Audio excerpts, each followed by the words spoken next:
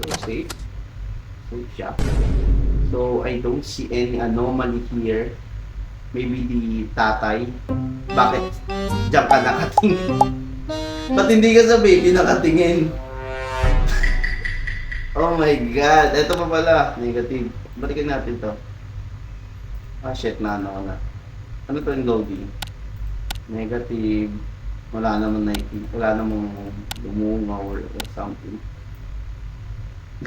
Pero bakit yung tatay nakatingin sa iba? Sa iba nakatingin. Wala naman na nakikitang anything, something suspicious bukod sa tatay. So, ayun din si teka ko yung kamay. Make sure yung kamay. Tama naman. Lima naman. Okay, pero ba't parang magkaiba ng color scheme? Tsaka bakit din yung baba?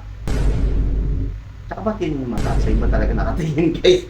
Pero sige.